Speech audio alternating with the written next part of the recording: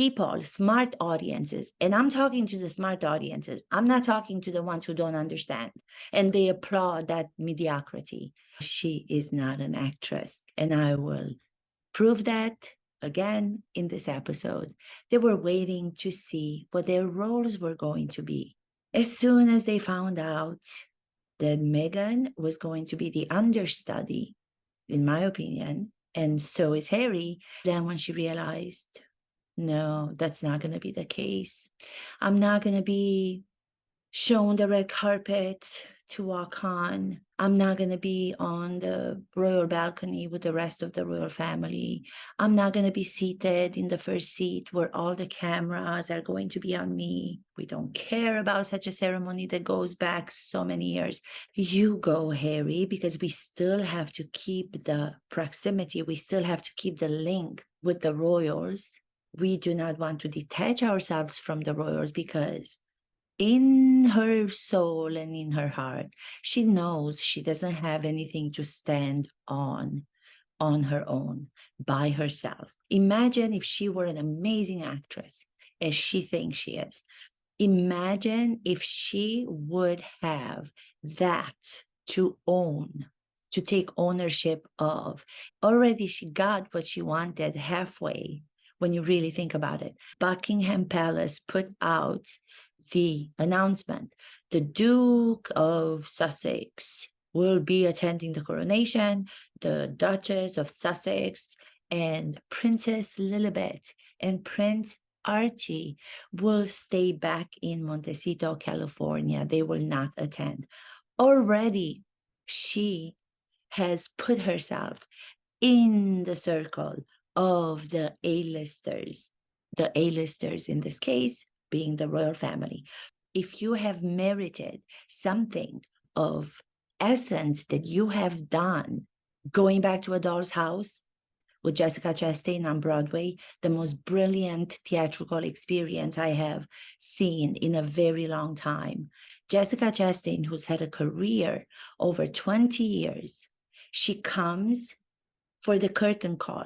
She doesn't jump up and down to smile. She doesn't have any kind of expression within herself to let us know, the audience, oh, I've done such a brilliant job. I am extraordinary. Even though she merited, she didn't do that.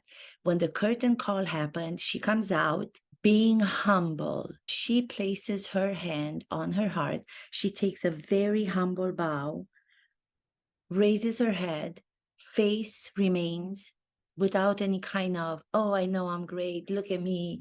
Thank you. Thank you. Thank you. Let me take a bow. Let me do a Meghan Markle bow and show you how irrelevant you, the audience members, are.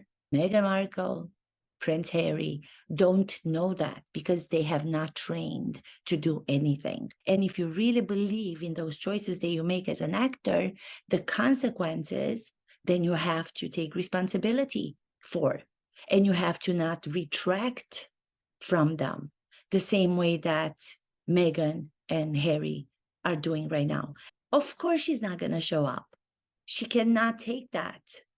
The reason why I say she's not an actress and she hasn't done the work is because, in my belief, being a great actress teaches you how to be a great person. They cannot do that. They have nothing to ground themselves in. Method acting usually is about working from the inside out. Sometimes it can be working from the outside in. So I was watching some of the things that were being shown on different shows on different platforms. And every time you see them together, when they come out to attend some event, the grasp of her hand with both hands to the hand of Prince Harry, him, which I've never noticed before, is always holding her hand. He always is so careful to look down in the way that he holds her hand when they're walking, so she's not to fall.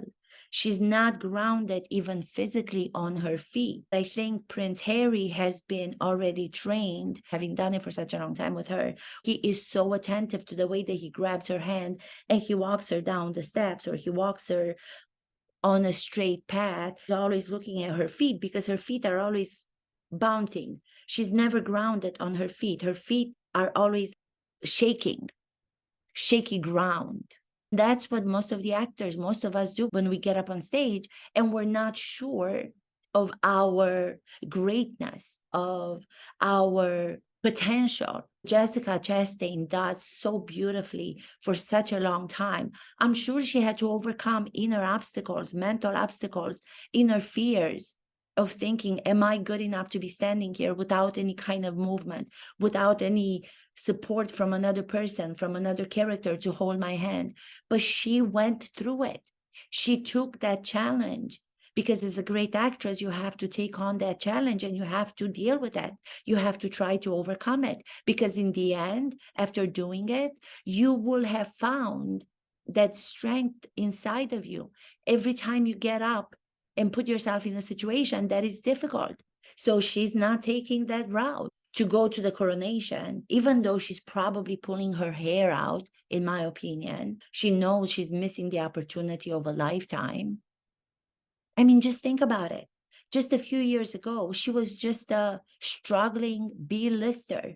You get to the status of being a great A-lister actress by putting in the work, by admitting, by looking at yourself in a mirror and admitting the great qualities that you have and the flaws that you have. How combining the two of them, you can overcome the obstacles to reach that place where you can then stand firmly on your 2 feet without the need of anybody to support you while walking or standing, and know that you belong.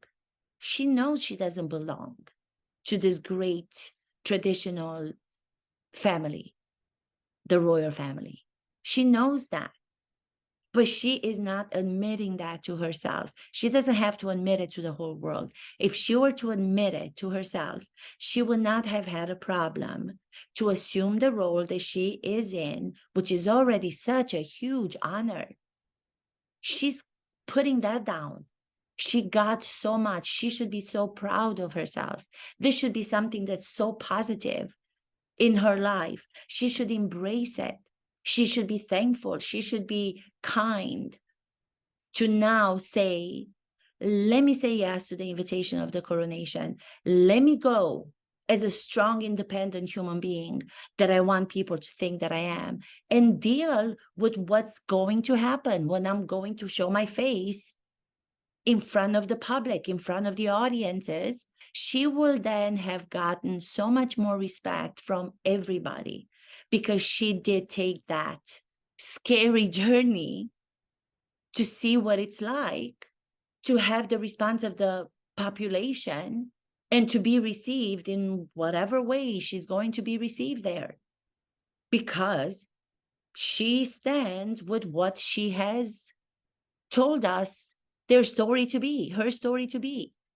So that's why I get really, really a little bit annoyed when I hear that she's being placed as an actress or she's being called an actress, because it takes away from the people who do have to work at being actors.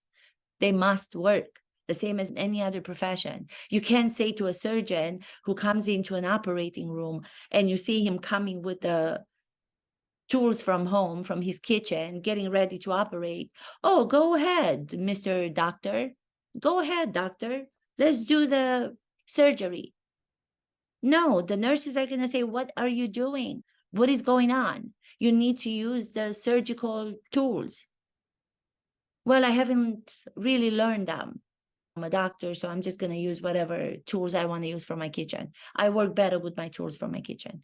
No, he's not going to be accepted there. He's not going to put the life of the patient at risk because he thinks that he's a doctor, the same way that she thinks that she's an A-lister. I think if she would have showed up, people would have responded not as badly as everybody seems to think that they would have responded. She cannot take being the understudy with her Prince Harry at King Charles' coronation. Who's to say that she's not going to crown herself as the queen and she's going to crown her Prince Harry the king? Give themselves the principal roles as they've always done. King, Queen of Montecito with Prince Archie and Princess Lilibet.